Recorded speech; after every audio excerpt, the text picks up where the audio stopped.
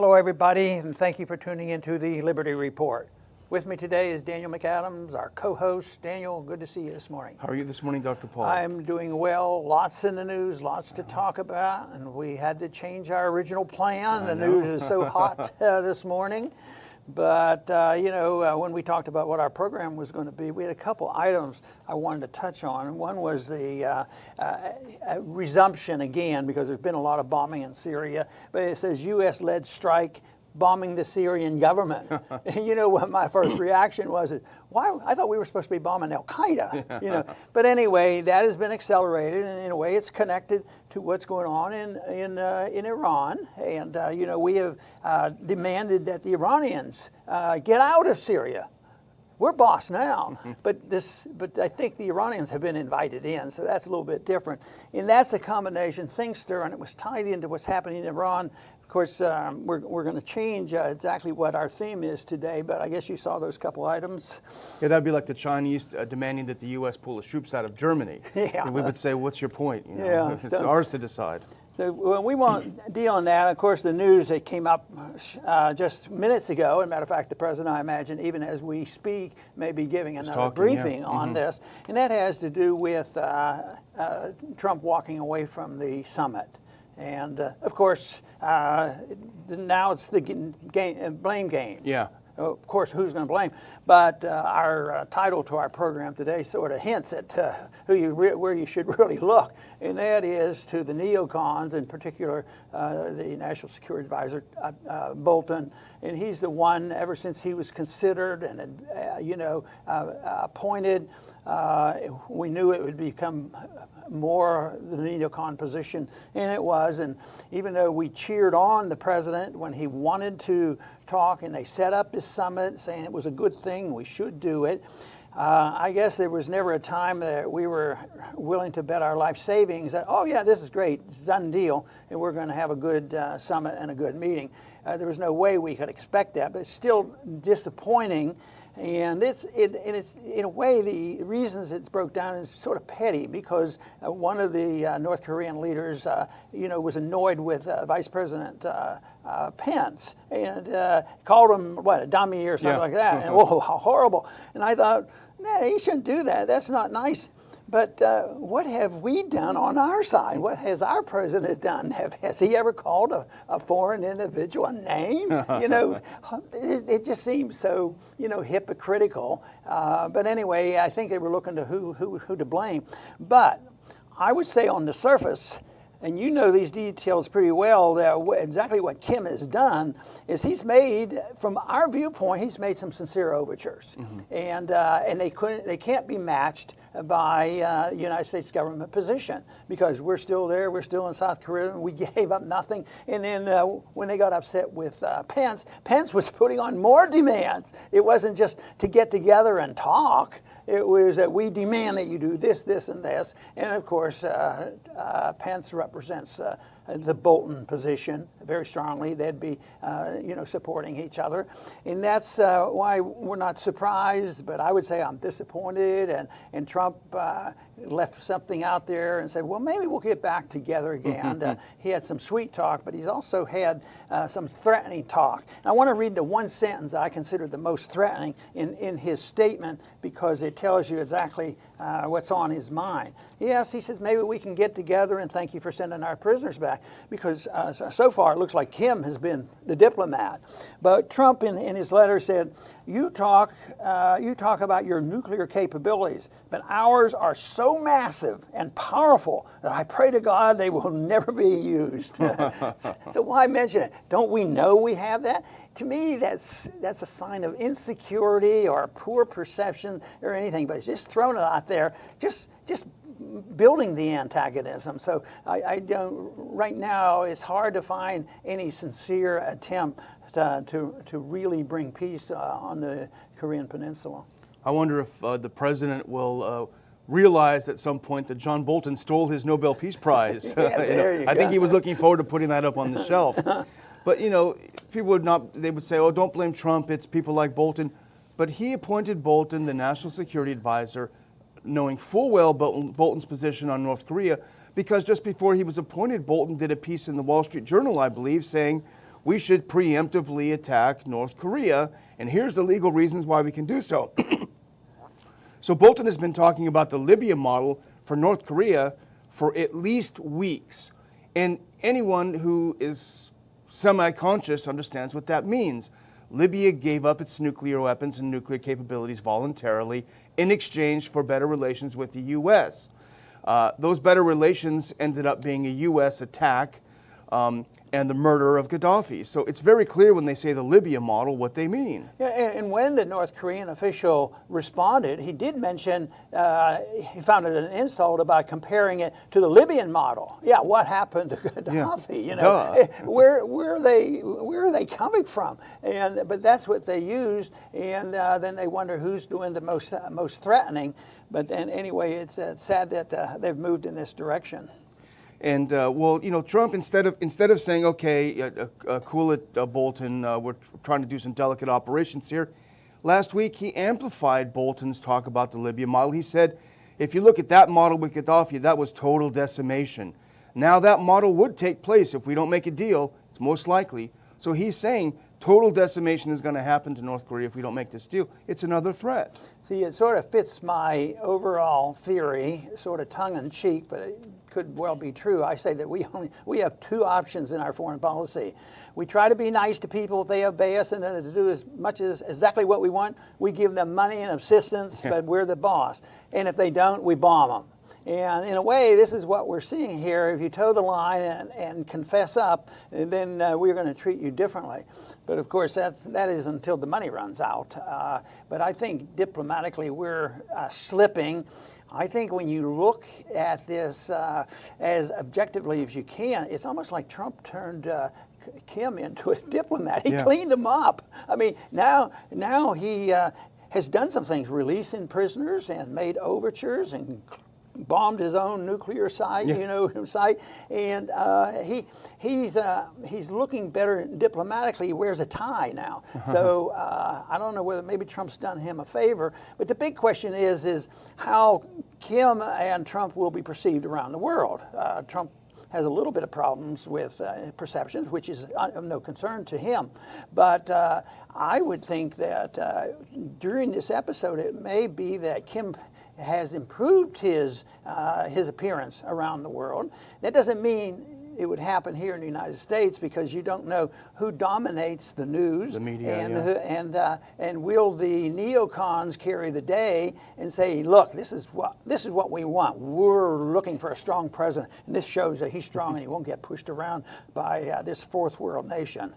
I think it's a great point that he made Kim look good. How can the rest of the world now say this is a crazed madman, we can't do business with him, when Kim was behaving so rationally? He lets these prisoners go, great gesture. He says, okay, we'll denuclearize as long as we can be safe, no problem. He has an historic meeting with the South Korean leader. He agrees to meet with Trump. He blows up his nuclear testing grounds. He's acting in a rational way to get toward this summit, and they only got annoyed when the U.S. kept talking about the Libya model, and when they went through with the military exercises this past week, where they were practicing attacking North Korea. You'd think that they might get the idea that might irritate them a little. You know, over history, people tended to like strong leaders because they promise them things. You know, they're going to take care of them, and they're going to have peace, and we're going to look strong and powerful. And I think that still exists.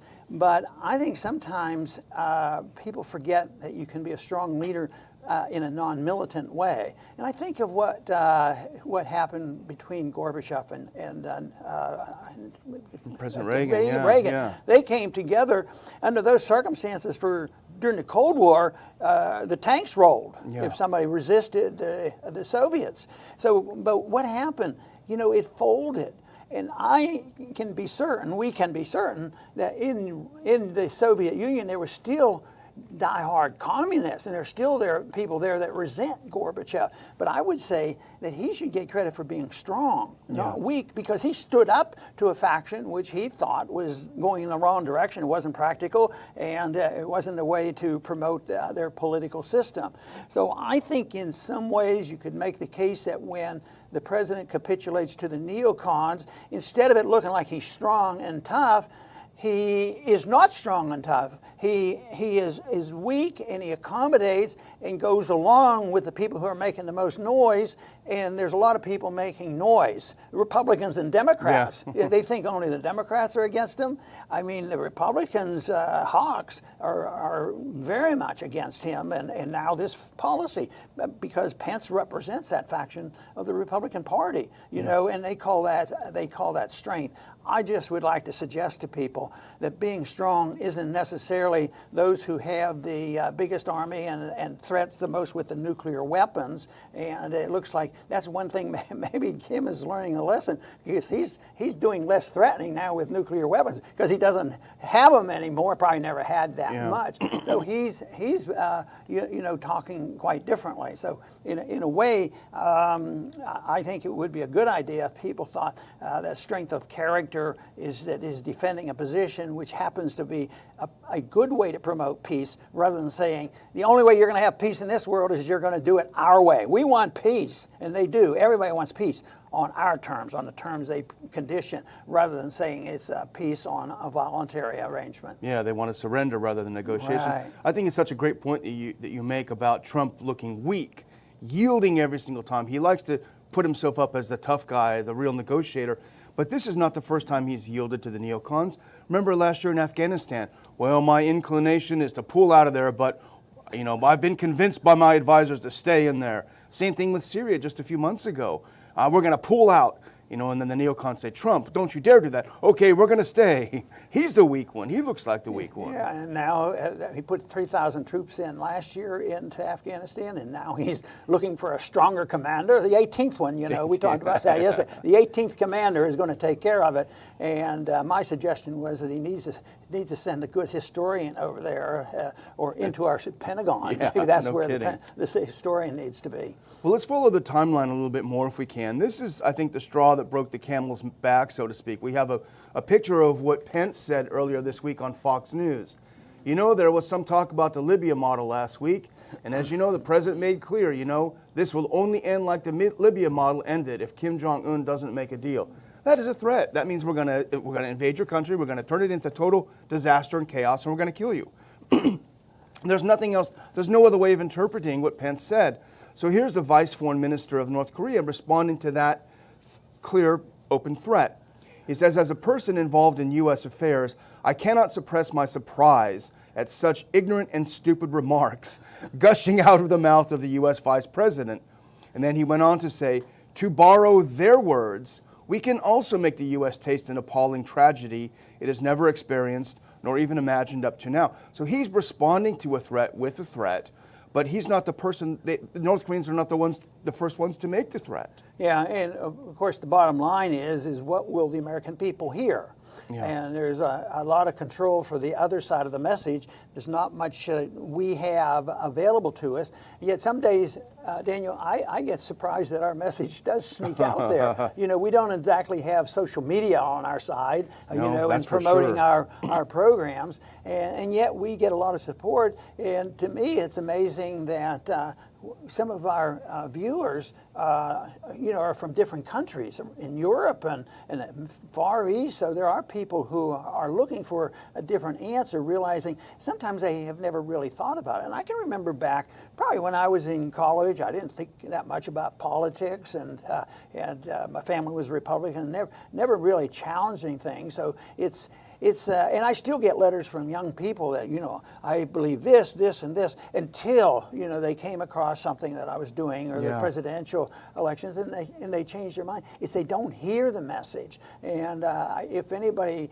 wants to say there was some benefit from me running, I would have to say that it reached people that ordinarily I'm surprised that I reached. I'm surprised that there were so many, and so many young people say, this makes sense, because most of the time, if the young people know about it and they know how much it costs and that people are losing their lives, and some of the demagogues now, the Soroses, play on this because young people are sick and tired of seeing classmates shot by guns. Yeah. And that Yeah. is horrible and evil.